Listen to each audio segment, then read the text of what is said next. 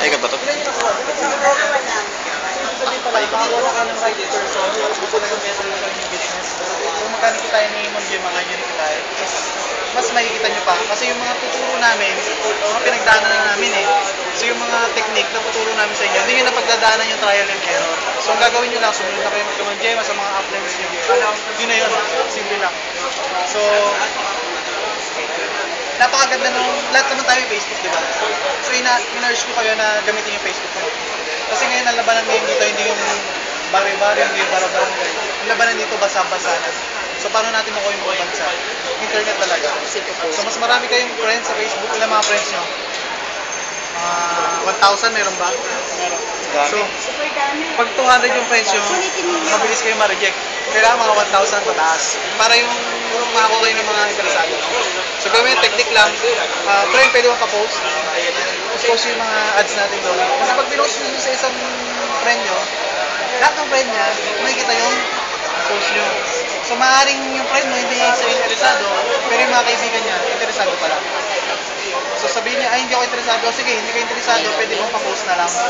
Pag may nag-join, bigyan ka 500 kada isa. Okay lang yun, di ba? Maano niya, pag wala naman akong gagawin eh. Hindi okay lang, i-post ka, may 500 pa ako. So, ganun yung mga technique niya para. Minsan, yung iba nahihirapan. Kasi, iniisip nila yung mga ayaw, pinipilit yung ayaw, yung mga mahirap ayain. Yun ang ginagawa nila. So, pwede naman natin gawin baliktad. Hanapin natin may mga gusto, mga interesado. So, paano mapalabas yun? Yun nga, sa mga pagpo-post natin. Minsan, pag may kausap ka, kailangan kung ano ka dati, medyo ka na may babagoy ka na dapat. Para, oh, yung pag ginagawa mo ngayon, parang, wala na. So, dapat yun. Ano pa? Sa YouTube, siguro gumawa rin kayo ng mga YouTube videos nyo sa sarili nyo. Nakikita nyo naman ako doon, di ba? Nag-training ako. So yung mga video ko doon, panoodin nyo na palagi. So once na makabisado nyo siya, pwede na kayong gumawa ng sarili nyo video. So para kayo naman yung next ano ko. Katulad ko yun. Marami ko. Kasi yung alam natin, malaman natin sa ibang dahil sa mga speakers sa office natin. So yung may matutulungan tayo sa kanila. So yung alam mo, kasi alam mo, malalaman mo sa ibang mga tao, kung sama-sama yung style mo na yun eh. Diba? Tapos i-share mo rin yun sa ibang mga tao. Hindi mo mamamalayan, marami ka na palang natutulungan. Advance, kung siya dapat, pumunta ng office yan, daming kumakamay, daming nabilo, kasi marami siya natulungan na hindi niya alam. So yun yung maganda doon. So hindi lang yung para sa members natin, eventually may natutulungan tayo ibang tao. And nakatulong din sa atin. Kasi pag sinabi yung pangalan mo, marami makakilala sa'yo. Pwede mangyari, gusto sa'yo, gusto mal. So ganun pumatok yung grupo natin. So tayo nakilala tayo hindi lang basta negosyante lang, tayo nakilala kasi may mga malusang tayo sa mga.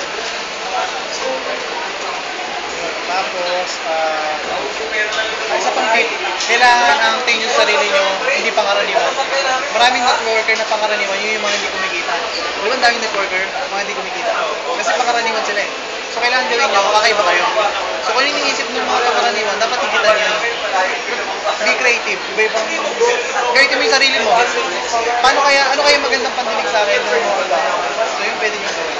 At the same time, pwede nyo rin gawin yung sa Facebook, may mga groups. Add nyo doon. Pagka-add nyo na lahat doon, pa-welcome nyo lang. Makikita nyo iba-ibang bansa na welcome sa kanya. Iba-iba rin yung mga kumikita. So doon pa lang, hindi pa na-explain yan. So masaya makata. Ano pa?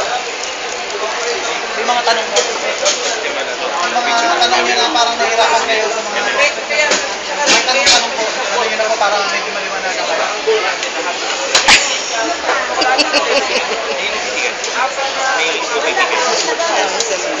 Bago lang ako, hindi ko pa na-explain.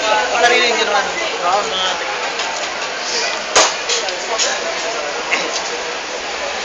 Tapos ba yung kaibigan nyo ayaw? Pa-refer ka na lang. Pwede bang, kasi ito